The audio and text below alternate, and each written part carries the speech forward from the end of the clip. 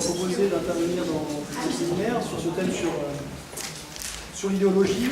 Donc j'ai intitulé mon intervention Idéologie d'État et rapport ordinaire aux politiques en contexte autoritaire, le cas biélorusse. Alors, comme la Biélorussie, pas forcément un monde très connu, quelques petits éléments introductifs.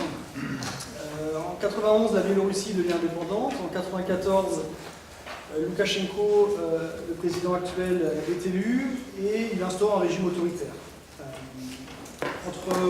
Après 1994, il va donc mener une révolution conservatrice dans le pays, revenir à l'étendard de l'époque soviétique après 3 ans entre 1991 et 1994, où il y a plutôt un processus qui était semblable à d'autres pays d'Europe de l'Est, d'ouverture vers l'Europe et de démocratisation. Donc retour à l'étendard de l'époque soviétique, retour aux armoiries de l'époque soviétique, vous voyez la césure en 1995. Étendard. Donc célébration des figures importantes de l'histoire soviétique. Ici on a Lénine devant le Parlement en plein centre de la capitale. Célébration de la Révolution d'octobre le 7 novembre. Ça, je ne sais plus en quelle année je l'ai prise, mais cette année il y avait encore des manifestations. KGB qui conserve son nom, c'est le seul pays de l'ex-URSS où le KGB conserve son nom. C'est le bâtiment assez impressionnant qui est en plein centre de la ville. Célébration de Dzerzhinsky, donc le fondateur d'Atcheka dans cette rue KGB, considéré comme un des fondateurs de l'État moderne là-bas, alors qu'à Moscou, la statue a été déboulonnée très rapidement dès 1991, et même depuis 2004, un musée célébrant Dzerzhinsky, puisqu'il est né sur le territoire biélorusse, donc musée qu'on peut visiter, avec les écoliers, des membres du KGB ou du FSB russe notamment, s'y rendent pour faire la fête. Alors, qu'est-ce qui m'intéresse en Biélorussie depuis ma thèse, donc ça fait maintenant 15 ans que je travaille dessus, même plus, 18. Je m'intéresse au ressort de la légitimité, au processus de légitimation sous le régime soviétique et post-soviétique. Le cas biélorusse est intéressant, puisqu'on est dans le monde post-soviétique, mais le régime biélorusse présente de très nombreuses analogies et continuités avec le monde soviétique. C'est probablement celui qui ressemble le plus à l'Union soviétique des années 70 et 80. La Biélorussie apparaît donc comme un laboratoire d'analyse de certaines pratiques soviétiques et qui perdurent jusqu'à aujourd'hui, alors qu'évidemment, à l'époque soviétique, il était difficile de faire du terrain.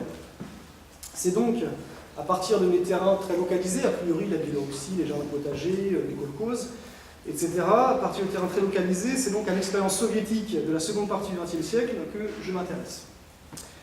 Alors, traditionnellement, l'analyse des régimes autoritaires et totalitaires nous a habitués à appréhender les ressorts de la perpétuation de ces régimes en se focalisant sur la manière dont le pouvoir descend du haut vers le bas. On s'intéresse aux idéologies, en supposant leur pouvoir performatif, donc là je suis bien, j'y reviendrai. On s'intéresse aux organes policiers, on s'intéresse à la violence de ces régimes. En ce qui concerne les pays soviétiques et soviétisés, toutefois, dès les années 70, certaines recherches se sont intéressées aux pratiques d'en bas, en essayant de comprendre comment les individus géraient cette situation avec le pouvoir descendant. Donc c'est cette question de la légitimité par le bas qui m'intéresse, en tout cas l'histoire par le bas à la Thomson. Ici, il y a un peu une recherche de comprendre l'autoritarisme par le bas. Donc plutôt que de s'intéresser, comme on a ici, aux institutions, aux régimes policiers, etc., l'idée est de reprendre ces problématiques qui viennent de plusieurs traditions, en sciences politiques, les africanistes avec Bayard ou Béatrice Hibou, en histoire avec Lütke, sur l'histoire de la vie quotidienne en Allemagne, notamment en Allemagne de l'Est, Sandrine Cotte, sur l'URSS, Moshe Levin, Fitzpatrick, l'ethnographie politique, celle de James Scott par exemple, ou Pisano sur l'Ukraine, ou en sociologie, on peut aussi trouver en différentes traditions des concepts qui permettent d'avancer sur ces questions. Donc l'accent dans ces problématiques générales est mis sur les arrangements, sur les marges de manœuvre, sur les négociations, les porosités, les ambivalences, etc. Pendant ma thèse, j'avais inséré donc mon travail dans cette problématique générale. J'étais intéressé au dacha, donc a priori un objet banal sans intérêt très grand. Ce qui m'intéressait, c'est de comprendre comment l'investissement des jardins potagers par les citadins, donc par les citoyens ordinaires, leur permettait de déployer ce que Castel appelle une volonté de bonheur, en desserrant les contraintes du système, sans toutefois s'en affranchir. En 2006, je me suis lancé sur un nouveau terrain, les mondes ruraux, puisque ce terrain est encore plus typique. En Biélorussie, on a encore un système collectiviste à 98%, sur les colcos ou anciens sovkhozs. Donc on a vraiment le modèle soviétique qu'on peut analyser de l'intérieur. Cette population est classiquement, donc celle des campagnards, au-delà des colcosiens, des campagnards, des ruraux, est classiquement considérée comme passive, réactionnaire, conservatrice. Et les arguments sous-jacents consistent à dire qu'elles sont ignorantes, incapables de formuler un discours surplombant sur le monde, et donc, au final, victimes de l'idéologie. Leur ignorance les conduirait donc mécaniquement à la docilité et au consentement. L'autre argument, c'est que ces populations auraient peur dans un régime policier parce qu'elles seraient plus vulnérables que les populations citadines. L'argument de la peur pourrait être intéressant, mais ça ne permet pas de comprendre le soutien affirmé au régime qu'on retrouve dans les campagnes, puisque des sondages indépendants, mais c'est compliqué de faire la sociologie là-bas, les sondages indépendants montrent qu'il y a un soutien positif et revendiqué au président actuel, Loukachenko, qui est toujours en place. Alors, à partir de là, j'ai essayé de former une problématique un peu générale. Comment expliquer que ces personnes s'attachent subjectivement au système qui, objectivement, les opprime, les contraint, les oblige? Alors, du coup, j'ai repris un peu des problématiques de sociologie politique de la domination, notamment ceux que j'ai évoqués tout à l'heure, en les formulant d'une manière un peu différente et en m'intéressant justement au rapport à l'idéologie.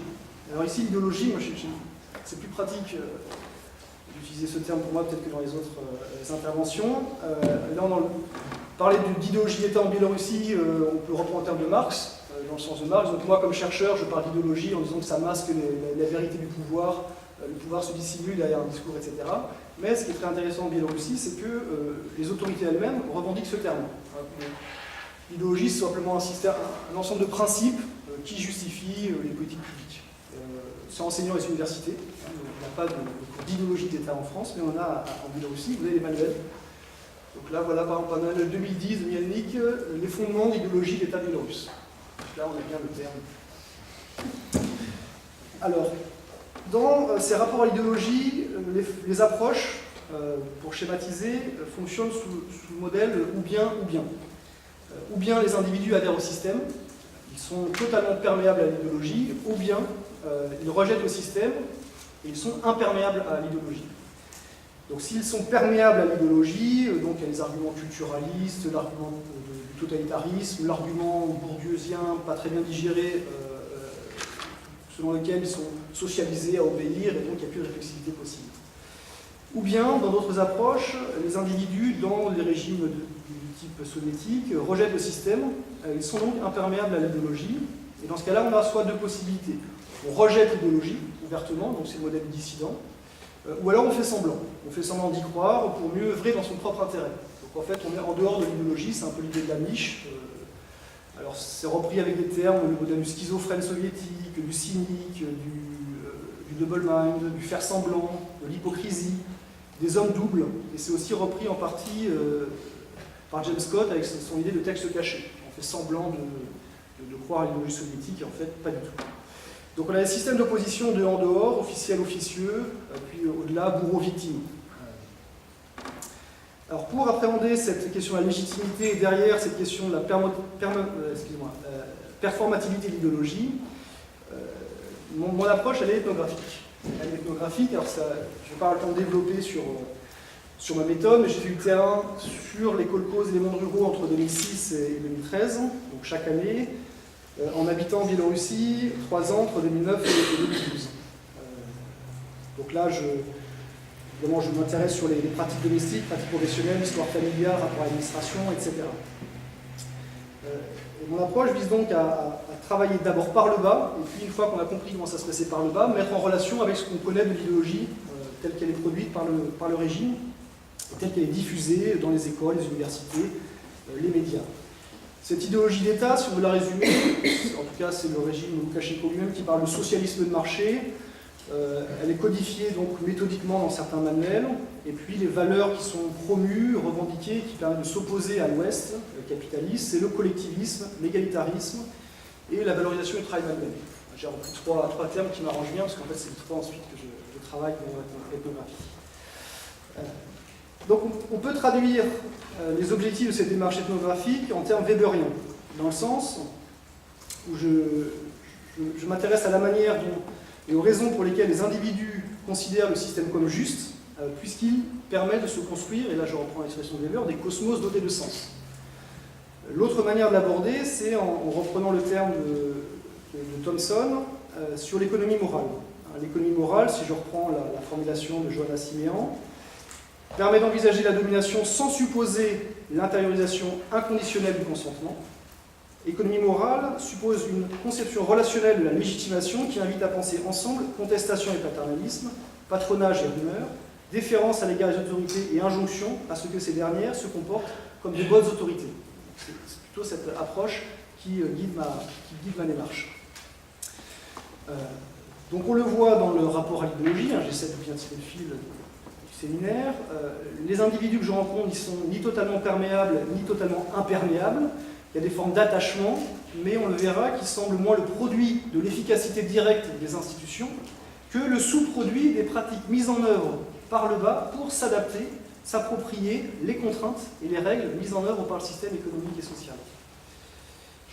Alors pour être plus clair et concret, j'ai repris pour l'exposé un texte qui est publié il y a déjà pas mal de temps dans Genèse sur les Subotniki, un rituel politique et social. Donc je vais présenter l'article et ensuite j'essaierai de montrer comment ça s'insère dans mon travail. Je suis très lent dans l'écriture, ça fait 5-6 ans que je suis dessus, c'est presque fini. Comment ça s'insère dans une réflexion plus générale sur le rapport à l'idéologie. C'était un jalon dans ma réflexion générale sur la légitimité et le rapport à l'idéologie, le rapport ordinaire aux politiques dans un régime autoritaire de type soviétique, post-soviétique, néo-soviétique, crypto-soviétique. Alors, parlons des Subotniki. Alors, les Subotniki, en 97, Alexandre Loukachenko rétablit cette tradition qui constitue un rituel typiquement soviétique. En français, en général, on le traduisait par samedi communiste. Et puis ensuite, quand l'URSS est tombé, on parle plutôt de jour de travail volontaire. Alors, comment peut-on définir les Subotniki? Ce sont des jours, en principe, non travaillés, pendant lesquels la main-d'œuvre est mobilisée gratuitement et sur la base du volontariat. Théoriquement, il n'existe donc aucune contrepartie au travail effectué. D'autre part, toute sanction à l'encontre des personnes absentes à un subotnik est en principe illégitime et illégale, puisque ça repose sur le volontarisme et la spontanéité des participants. Bon. Alors, ces subotniki, qui renaissent en Biélorussie en 1997, présentent les caractéristiques de ce que l'historien Hobsbawm appelle les traditions inventées. Lorsqu'il parle de traditions inventées, voilà comme il est défini, elles désignent un ensemble de pratiques de nature rituelle et symbolique qui sont normalement gouvernées par des règles ouvertement ou tacitement acceptées et cherchent à inculquer certaines valeurs et normes de comportement par la répétition, ce qui implique automatiquement une continuité avec le passé. Donc là, on est typiquement, alors il n'y a pas les Subotniki dans l'ouvrage collectif de Hobsbawm, mais on pourrait imaginer et introduire un chapitre sur ce sujet. Alors le moment fondateur de la tradition est un événement précisément repérable. Les premiers Subotniki apparaissent en Russie dès 1919 dans le contexte de la guerre civile. Alors, le samedi 12 avril 1919, 13 membres du Parti communiste et 2 sympathisants se retrouvent au dépôt Moscou-Sortiro-Boshnaya sous la ligne de chemin de fer Moscou-Kazan. Dans la journée, ces 13 membres du PC et ces 2 sympathisants réparent 3 locomotives qui sont nécessaires pour transporter des hommes et du matériel sur le front de l'Est, puisque les troupes de l'amiral Kolchak, les armées blanches, menacent. Ils travaillent sans rétribution. Un mois plus tard, le 10 mai 1919, sur cette même ligne, 205 personnes participent à un nouveau Subotnik. Ils travaillent gratuitement entre 3 et 6 heures. Ils remettent en service 4 locomotives et 16 wagons. Alors là, Lénine s'empare de ce phénomène. Sous la plume de Lénine, ces samedis communistes deviennent la figure paradigmatique du travail socialiste. Il écrit « Ces Subotniki sont infiniment précieux en tant que début effectif du communisme ». Donc il souhaite organiser des Subotniki de masse pour créer le nouveau citoyen soviétique. Le premier Subotnik de masse est organisé le 1er mai 1920 et Lénine lui-même participe au nettoyage d'un chantier situé au Kremlin. là on va pas trop avec la lumière, mais c'est Lénine. Donc on a ici Lénine. Alors, bon, il parle de l'héroïsme des travailleurs, il montre que ces soubotniki sont la preuve sensible que l'homme nouveau advient, et ils ont une valeur centrale, quand on prend les textes de Lénine, une valeur centrale dans sa vision de la construction du socialisme. Il écrit, c'est pas souvent qu'on a l'occasion de citer Lénine maintenant, je vous lis ça, c'est dans son texte de 19. Nous pouvons dire que le premier samedi communiste, organisé le 10 mai 1919 par les cheminots de la ligne Moscou-Kazan à Moscou, a une valeur historique plus grande que n'importe quelle victoire de Hindenburg ou de Foch et des Anglais dans la guerre impérialiste de 14-18. Les victoires des impérialistes, c'est le massacre de millions d'ouvriers pour les profits des milliardaires anglo-américains et français. C'est la sauvagerie d'un capitalisme agonisant, gavé et pourrissant sur pied. Le syndicat communiste des cheminots du réseau Moscou-Kazan, c'est une des cellules de la société nouvelle, socialiste, qui annonce l'affranchissement de tous les peuples du joug capitaliste et des guerres. Alors, donc voilà le célèbre texte de Kipotchin, La Grande Initiative, le texte de Lénine, et ensuite, conformément à son vœu, cette tradition va être institutionnalisée en Union soviétique et j'ai trouvé des traces dans plusieurs pays du bloc de l'Est. En général, ils sont organisés, surtout à partir des années 70, autour du 22 avril pour célébrer la naissance de Lénine, puis ça tombe au moment du printemps également, donc de la fonte des neiges. Et la participation au soubotniki serait massive.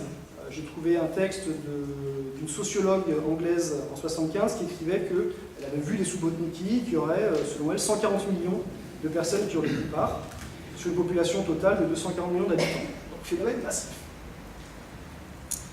Alors ça devient un élément véritablement structurant du quotidien soviétique. Alors là, vous voyez, je traverse les époques rapidement, mais on voit que l'iconographie est reprise à différentes époques, par différents peintres, elle est diffusée, reprise dans la Pravda, le 11 avril 70, tout en haut, tous au Soubotnik, ici 4 et 5 mai 85, ensuite des affiches de 87, ça bouge pas beaucoup, 88, et là on arrive à la Biélorussie contemporaine. Alors, ça a été abandonné sous forme d'organisation nationale dans quasiment dans tous les pays d'ex-URSS, sauf en Biélorussie. On parle en Russie encore de soubotnik, mais c'est quand, dans les universités, on demande aux étudiants de nettoyer, sans pour autant que Poutine prenne la pelle et nettoie lui-même le Kremlin. Mais en Biélorussie, on va le voir, en revanche, le format, la matrice du rituel soviétique est reprise complètement. Chaque année, le soubotnik en Biélorussie est symboliquement dévolu à une œuvre collective précise. L'idée étant de faire apparaître la force du collectif. Donc en 2003, tout le monde travaille dans le but de participer à l'édification de la Bibliothèque nationale, la nouvelle Bibliothèque nationale. En 2004, on travaille à la restauration du mémorial de Khatyn, un village martyr en Biélorussie. En 2005, des monuments commémorant les sacrifices des soviétiques lors de la Grande Guerre patriotique. Évidemment, en 2005, on est en jubilé par rapport à 1945. Ensuite, 2006-2008, un complexe sportif. 2007, des orphelinats. Et 2012, un aquapark. Un aquapark pour les dauphins, etc. Les chiffres officiels rapportés par la presse officielle parlent d'une participation massive. On aurait 3,5 millions participants en 2008 pour une population d'environ 10 millions. Alors, ces soubotniki ont la même forme qu'à l'époque soviétique. Soit on travaille dans son usine, on n'est pas payé, et puis l'argent est reversé sur un fonds spécial qui a permis de financer la bibliothèque, l'orphelinat, etc. Soit on participe au nettoyage, comme Lénine, au nettoyage de la ville. Quand la neige fond, évidemment, il y a toutes les bouteilles de bière, tous les déchets qui apparaissent sur la saleté. Il y a aussi quelque chose d'une aversion forte. Il faut que l'ordre revienne. L'ordre sous la neige, ça va bien, mais ça fait ça. Alors, tout comme à l'époque soviétique, donc là, on voit bien, ça c'est pour rappeler au soubotnik. Aujourd'hui, le soubotnik, consacré aux enfants, en 2007, donc le slogan sur la presse officielle, grandissez dans la joie. Alors, il y a aussi des soubotniks à l'échelle locale. Là, c'est dans une salle des profs d'un lycée agricole, à 50 km de Minsk. On dit, voilà, la direction dit tout le monde doit se retrouver le 15 avril pour un soubotnik, pour nettoyer Alors, tout comme Lénine travaillait sous Subotnik, Loukachenko fait de même. Donc voilà, ça c'est sur les sites présidentiels. Les autres photos sont de moi, mais celles-là ne sont pas. Et puis il y a d'autres Subotniki locaux, là dans la presse, par exemple, en 2012. Alors, comment interpréter la participation? Si on se pose la question de la participation, on se pose la question du rapport à l'idéologie. Est-ce qu'il y a adhésion, pas d'adhésion, distanciation ou pas? Alors les travaux, les rares travaux qu'il y avait sur l'époque soviétique avaient tendance à conclure très rapidement à une efficacité du rituel. Christelle Lane, dans les années 70, dit « c'est merveilleux, tous les gens sont heureux, ils participent au Subotnik, ils parlent de Lénine, glorifient Lénine ». Alors, on ne peut pas remettre en cause ce qu'elle a observé à ce moment-là, mais en tout cas, maintenant qu'on a accès, même si ce n'est pas simple de faire du terrain, même si quand on a accès aux personnes, on peut essayer de se rendre compte, d'interroger cette question de l'efficacité du rituel et de la performativité du discours venu d'en haut. Pour le dire vite, aucune des personnes que j'ai interrogées ne m'a expliqué qu'elle participait au Subotniki pour les raisons avancées dans les discours politiques. Des critiques sont formulées, qui peuvent être classées selon trois types de critiques. L'enquête, c'est sur ce sujet vraiment entre 2006 et 2008 ou 2009, vingtaine de personnes interrogées, entretien direct mais toujours détourné. Des scènes des repas, des discussions de voisinage, rarement des entretiens formalisés. Alors, quelles sont les critiques fortes qui sont adressées et qui montrent déjà les limites de l'idéologie? D'une part, les individus, même si parfois ils y participent, critiquent le principe. On dénonce les Subotniki comme du travail forcé, comme de l'esclavage, de l'esclavage moderne. Qu'est-ce qui vient justifier cette critique? Normalement, les sanctions sont interdites, puisque la participation est théoriquement volontaire. En fait, les témoignages recueillis en Biélorussie et relayés par les médias indépendants indiquent que des sanctions informelles peuvent être appliquées aux réfractaires au Subotniki. Des tracasseries dans les emplois du temps, des ennuis au quotidien, des contrôles renforcés au travail, le non-versement de primes en fin de mois, sans expliquer que c'est à cause de la non-participation. Dans certains cas très exceptionnels, j'ai trouvé des traces que c'est très exceptionnel, cela peut mener à des licenciements, jamais pour la raison invoquée. Deuxième critique, l'État profiteur. Ça, on la retrouve aussi à l'époque soviétique. On me dit que ce n'est pas une journée qui vise à atteindre un objectif social désintéressé, comme la célébration de l'unité nationale, l'aide aux orphelins, mais une journée qui vise à extorquer davantage d'argent aux citoyens, au bénéfice de certains responsables, ou plus prosaïquement pour remplir les caisses de l'État. Troisième type de critique, l'intérêt au désintéressement. Alors là, on me dit les Subotniki, en fait, c'est pas gratuit, parce qu'on a quand même des petits avantages en retour. Les avantages, c'est par exemple récupérer des ressources matérielles. On va aider à la récolte dans un kolkhoz quand on habite dans une petite bourgade rurale, et puis on récupère quelques dizaines de kilos de pommes de terre ou de carottes répétées plusieurs fois. Évidemment, quand il y a des budgets extrêmement serrés, ça peut servir. Donc c'est pas anodin. Et surtout, ça permet de se desserrer d'autres contraintes. Autant on peut être sanctionné par des tracasseries si on ne participe pas, autant si on y participe régulièrement, etc. On va nous faciliter la tâche. Si on doit aller vendre quelques kilos de carottes de son potager personnel au marché, qu'on a besoin d'une demi-journée au travail, la direction va s'arranger. Alors ça, je trouve des traces aussi à l'époque soviétique, ça fonctionnait de la même manière. Alors, une fois qu'on a vu ces trois critiques, on pourrait penser que les Subotniki n'ont pas de sens. Ils n'apparaissent ni volontaires, ni désintéressés, ni vraiment destinés à servir une cause collective. Les critiques que je viens d'énoncer, savantes et indigènes, qu'on les retrouve aussi dans la presse, d'opposition, dans des revues intellectuelles biélorusses, laissent apparaître l'absence de performativité du discours officiel. Elles prennent le contre-pied des analyses qui supposaient l'adhésion enthousiaste au discours du régime soviétique. Les deux premières critiques voient dans la sanction potentielle le seul moteur de l'action des citoyens ordinaires. La troisième repose sur le postulat du cynisme. Donc on revient aux alternatives qu'on a vues au début. Soit on adhère, soit on n'adhère pas. Si on n'adhère pas, on fait semblant. mais en tout cas, on est en dehors de l'idéologie. Soit on est dedans, soit on est dehors. Et quand on est dehors, éventuellement dans ce cas-là, les critiques, on pourrait les interpréter à la James Scott comme un texte caché. On grogne, on critique, on fait semblant d'y adhérer, mais on n'y participe pas pour ça. Mais le problème, c'est l'intérêt de l'analyse ethnographique, c'est que ça ne permet pas de comprendre ce que nous racontent les gens. Ces critiques, elles apparaissent très rarement, et de manière très spécifiée par rapport à la position dans l'espace social. Ceux qui me disent cela, ce sont des gens soit qui sont des militants d'opposition, très politisés, donc qui comparent démocratie à l'Ouest, démocratie soviétique, etc., soit des gens qui travaillent dans le secteur privé, évidemment qui ont des tracasseries, qui n'ont pas d'arrangement possible avec le patron, comme dans une administration, bref, qui s'opposent frontalement. La plupart des gens, autrement, émettent des critiques, des réserves, mais n'ont pas le sentiment ni d'être exploités, ni d'être soumis à une corvée. En tout cas, ils ont bien le sentiment que ce jour-là, il y a quelque chose qui se passe qui est du ressort de la solidarité. Le pouvoir annonce que c'est un jour de solidarité, et eux le ressentent sur le mode de la solidarité. Sauf que ce lien entre le discours du régime et la manière dont il est perçu, c'est pas un lien mécanique, c'est ce que j'essaie de montrer dans mon papier de Genèse. Alors ces personnes, elles sont critiques, elles ont la distance. Elles peuvent dire que les gouvernants ne sont pas sincères. Ils font semblant, c'est eux qui font semblant, mais nous on le fait vraiment et on est vraiment solidaires. C'est un bon message. On critique l'efficacité du travail fourni, en disant qu'en fait ça ne sert à rien ce qu'on fait ce jour-là, mais au fond c'est quand même important de le faire.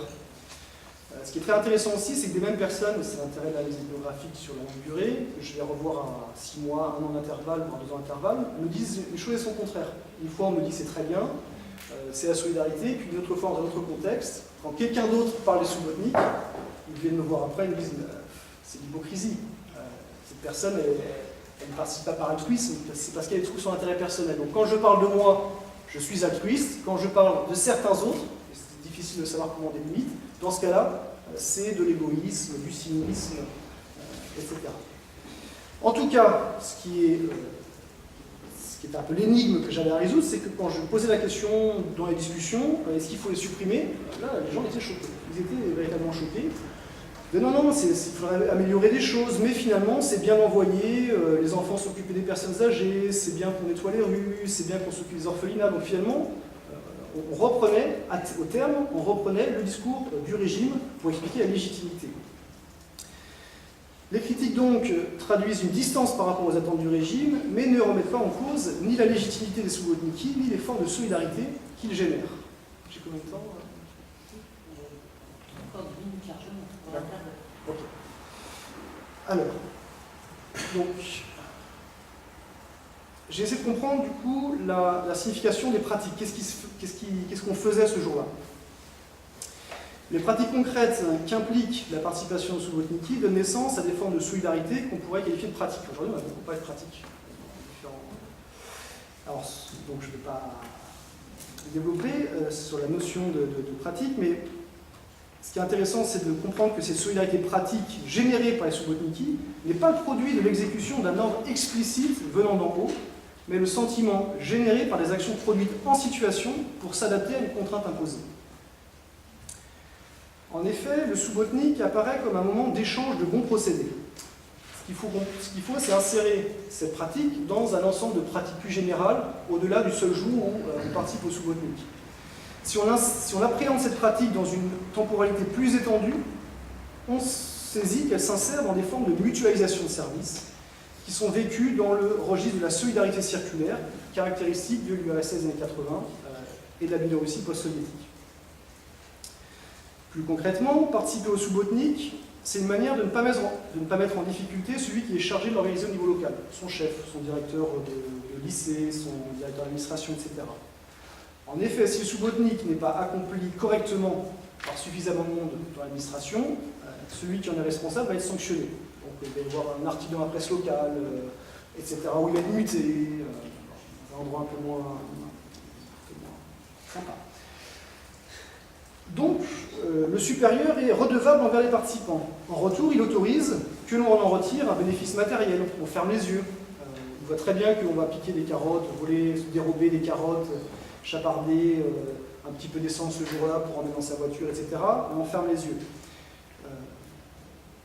Le Subotnik est donc décrit comme l'expression d'une solidarité, et il apparaît comme un moment d'affirmation d'un nous, c'est-à-dire d'un ensemble d'individus fortement interdépendants au niveau local. C'est en ce sens donc que la participation apparaît dans le discours comme un devoir qui renvoie non à un altruisme désincarné, celui qu'on a ici, mais à un sens pratique de la solidarité quotidienne. Si ces pratiques sont des dons intéressés, un oxymore, c'est Testard qui utilise cette expression, le don intéressé, s'ils sont des dons intéressés, l'intéressement doit toutefois rester méconnu ou dénié pour que les échanges apparaissent dictés par d'autres motifs que le bénéfice finalement obtenu. Non seulement presque tous les interlocuteurs disent agir par altruisme, mais ils semblent réellement éprouver ces pratiques dans un registre moral. Et d'ailleurs, ces formes d'arrangement, ces formes de solidarité sont d'autant plus ressenties qu'elles sont réaffirmées par des rituels de l'entre-soi. Au rituel social et politique s'ajoute un rituel de l'entre-soi, puisque lors des Subotniki, on s'organise avec les voisins, avec les collègues de travail, on se cotise, et puis on ne travaille pas beaucoup, c'est l'occasion d'un pique-nique, de rencontres, et des histoires d'amour qu'on raconte, qui ont commencé dans un Subotnik, etc. Et c'est ce que illustre ce dessin de la presse satirique, entre guillemets, pas fortement satirique, mais qui montre, vous voyez, c'est comme Lénine sur le Kremlin, mais là, donc le guidon, ce qui est marqué dessus, c'est les pivas en biélorusse, là, la bière. Et donc on se dirige vers le Subotnik, un grand bidon de bière. Les Subotniki, on voit bien ici, apparaissent non seulement comme la manifestation de pratiques de solidarité, mais comme leur festive célébration.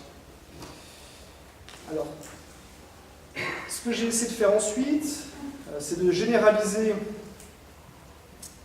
cette question de la solidarité, non simplement aux échanges qui ont lieu lors du Subotnik, mais dans un système plus général d'interdépendance et d'échanges qui se passe dans les campagnes. Donc là, je vais essayer de vous raconter un peu, réinsérer mon propos dans une réflexion générale qui a avancé depuis la publication de cet article. Donc là, je suis en écriture d'un manuscrit composé de 10 chapitres. Dans un premier temps, je reprends le gouvernement des campagnes, donc en gros le point de vue du haut, l'idéologie pour aller vite, comment ça fonctionne, collectivisme, pratique disciplinaire, pratique paternaliste. Et ensuite, la mise en œuvre du dispositif méthodologique, pas très simple sur ces terrains. Et je cherche à repartir du bas. Donc, je vais voir les familles, des familles, donc une quarantaine de rencontres. Donc, ça peut être des enseignants de lycée agricole, des zootechniciens, c'est-à-dire des vétérinaires dans les colcos, des chauffeurs, des tractoristes, des traîneuses à la retraite, des femmes c'est toujours des femmes, qui récupèrent le lait, etc. Donc, au hasard des rencontres, alors bien c'est une limite très forte, mais j'ai pas d'autre choix. Et à partir de là, j'essaie de comprendre comment fonctionne l'économie domestique, le travail, la vie familiale, l'insertion dans des parcours biographiques et des parcours de vie sur plusieurs générations, pour essayer de comprendre quel sens a la vie pour eux. Et pourquoi ils disent à la fois elle est difficile, mais en même temps je l'aime cette vie. Je l'aime et j'y suis attaché. Et quand ils me disent ça, en même temps ils me disent, au fond, moi, Loukachenko, je veux pas qu'il bouge, je veux qu'il reste. Même si c'est toujours difficile d'avoir des discussions politiques frontales. Alors donc je m'intéresse aux ressources. Donc les ressources autorisées, au-delà du salaire, l'autoconsommation, les marchés, des ressources en fait qu'on ne soupçonne pas quand on apparaît pour le premier coup, mais qu'on comprend au fur et à mesure. Il y a un nombre de ressources disséminées très importantes. Je mets les activités transfrontalières évidemment avec la Pologne, avec les pays baltes, l'aide humanitaire, une famille qui élève 2 enfants de la DAS, qui envoie ses propres filles biologiques dans un programme d'échange organisé par l'Église catholique irlandaise, donc qui reviennent aussi avec des magnétoscores, des choses comme ça qui ont un vrai prestige dans ces villages. Les mariages transnationaux, les taux de change. Les gens ne peuvent pas soupçonner que dans un petit village retiré, quelqu'un, en fait, il organise un bagna, et puis dans ce bagna, en fait, il y a un des responsables de la banque, d'une banque importante, qui lui explique qu'il va y avoir une modification du taux de change, et puis il a réussi à avoir un crédit à la banque, il joue avec les devises, et puis à la fin, il y a une voiture gratuite. c'était une Audi d'occasion il y a 20 ans, mais il m'a dit si j'avais pu emprunter à la banque, je pourrais m'acheter une Porsche de tapette. Bref, il y a beaucoup de ressources qu'on met du temps à comprendre, des ressources autorisées, des illégalismes, l'arsen, l'usage du temps, modification d'écriture, le rôle de l'alcool, parfois la marge prostitution, braconnage, les grandes forêts en Biélorussie, c'est une source importante. Il y a beaucoup de Belges qui vont chasser le bison, par exemple. Il y a des bisons sauvages en Biélorussie. J'essaie de comprendre comment on mobilise ces ressources dans les systèmes d'interdépendance, à la fois horizontaux et verticaux. Et donc il n'y a pas d'opposition entre un nous en bas et un eux au-dessus. On verra qu'il y a une opposition entre le nous, êtres moraux, et les autres, les êtres immoraux. Mais ce n'est pas un classement social, c'est plus un classement moral. Et donc à partir de là, j'essaie de comprendre quels sont les sentiments moraux, les émotions, les valeurs, bref, ce que Michel Lamont appelle la communauté morale, les valeurs autour desquelles on se retrouve et on se sent appartenir à un groupe, donc des formes d'égalité, de solidarité, c'est là que ça s'insère, ce que j'explique aujourd'hui dans cette argumentation, des formes de dignité, à travers la reconnaissance du mérite, du sens de l'effort, de l'indépendance, de l'autonomie. Et donc il y a des formes de justice qui apparaissent, qui sont vécues, qui sont expérimentées, qui sont verbalisées de la sorte. Ce qui, de l'extérieur, est tout à fait étonnant, a priori, parce que dans la littérature, ce sont des gens qui sont opprimés, aliénés, victimes de l'idéologie, etc. Et donc à partir de là, j'essaie de comprendre comment se représente le politique, quel est le rapport au politique, rapport ordinaire au politique. Alors, je m'intéresse à ce qui dans les discours apparaît vu comme injuste, vu comme scandaleux. Ce qui apparaît comme scandaleux, c'est pas que les militants de l'opposition, comme dans le slide numéro 4 ou 5, soient tabassés, pas du tout. Ce qui apparaît scandaleux, c'est quand ces valeurs sur lesquelles leur monde repose sont menacées. Et il y a trois types de figures qui les menacent. Le profiteur, celui qui abuse trop, celui qui n'agit pas par altruisme, mais qui va exploiter les autres, et qui va exploiter même leur bienveillance, parce qu'ils sont bons, parce qu'ils sont altruistes, et du coup ils sont exploités par d'autres. Les paresseux, les alcooliques, pour aller vite, c'est une figure fondamentale dans la cosmogonie villageoise, l'alcoolique, on parle d'alcoolique. Et le moraliste, pour aller vite, le droit de l'homiste, le militant, qui vous dit qu'il faut la démocratie. Quelle démocratie? Je suis bien, ma vie elle est bien, j'ai pas besoin qu'on change ce système. Donc à partir de là, émergent des attentes, c'est pour ça que la notion d'économie morale de Thomson, elle est intéressante, parce qu'elle s'intéresse à ce qui est tolérable et intolérable. Au fond, ces pratiques domestiques, ces pratiques professionnelles vont susciter des définitions du tolérable et de l'intolérable. Et le tolérable et l'intolérable vont traduire des attentes par rapport aux politiques. Donc on attend que, au fond, le monde est divisé en deux, les êtres moraux qui adhèrent à ce système de valeurs et les êtres immoraux. Il y a une menace, le système il est instable. Le système il est instable parce que on peut soit être bien intégré dans des systèmes d'interdépendance et finalement se dire que le nombre d'êtres moraux est assez large, soit un peu isolé et voir des êtres immoraux partout, à toutes les échelles du système. Donc du coup, les attentes par rapport au régime, c'est de moraliser ces êtres immoraux. Les moraliser par les pratiques disciplinaires. Les alcooliques, il faut qu'ils soient codés, c'est-à-dire on branche le psy, puis le psy leur met une petite capsule en disant si jamais vous rebuvez, vous allez mourir. Par exemple.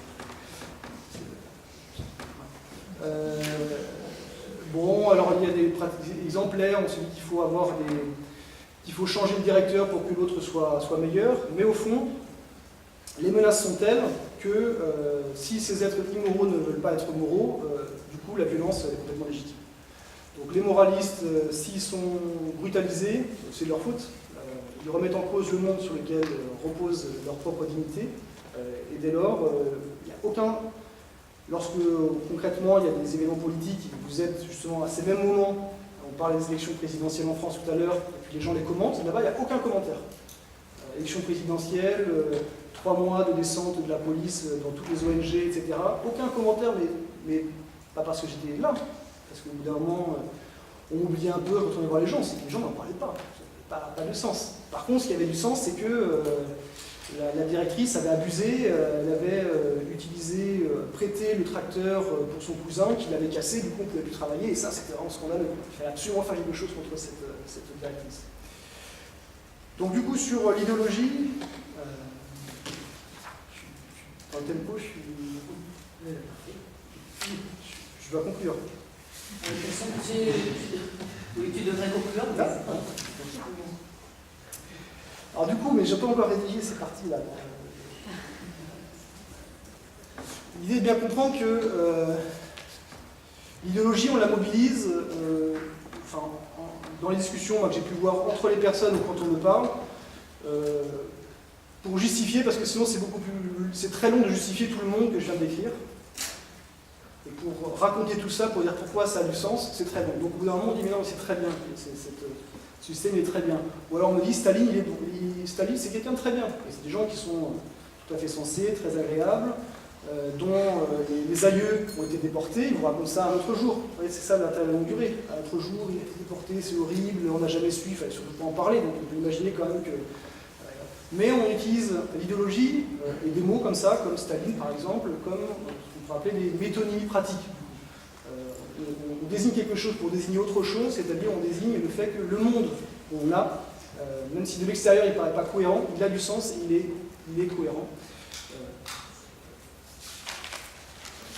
Voilà. Donc il est difficile, même pas pertinent de parler uniquement en termes d'adhésion d'opposition. Évidemment, il y a des dissidents. Évidemment, on peut avoir des gens qui sont mus par l'idéologie. J'en ai pas rencontré en vivant 5 ans et en faisant plein de terrain. Mais on peut l'imaginer. En revanche, on peut voir qu'il y a des gens qui ont des rapports qui sont changeants, ambivalents par rapport à l'idéologie, qui vont se situer dans une adhésion ou dans une reprise de l'idéologie de manière différente selon le moment de l'énonciation, selon la situation de l'énonciation, etc. Ce qui fait que le monde peut être à la fois complètement vu comme altruiste, désirable, ou un monde complètement égoïste et affreux. Donc au-delà de cette adhésion, cette vision d'adhésion-opposition, les termes qui sont assez intéressants, il y a un anthropologue d'origine russe, d'ailleurs pas d'origine, qui est russe mais qui est à Berkeley, Durchak, qui parle de vnié, un terme russe qui veut dire à la fois dedans et dehors. Être dedans, dehors. Il y a aussi les pistes que j'explore de Vernon avec la métisse grecque, qui parle de Ulysse au retour d'Ithaque. Seul son chien Argos le reconnaît, donc il est à la fois Ulysse, mais il n'est plus Ulysse, plus personne ne le reconnaît. Donc l'idée, c'est de trouver l'adaptation secondaire chez Goffman, le terme tactique chez Certeau. Là, je suis dans la phase où j'essaie de voir comment on peut qualifier ces comportements, ces rapports idéologiques, qui sont cette large gamme de comportements qui existent entre l'adhésion d'un côté et l'opposition de l'autre. Et, ah non, j'ai des photos. Pour illustrer à quoi ça ressemble.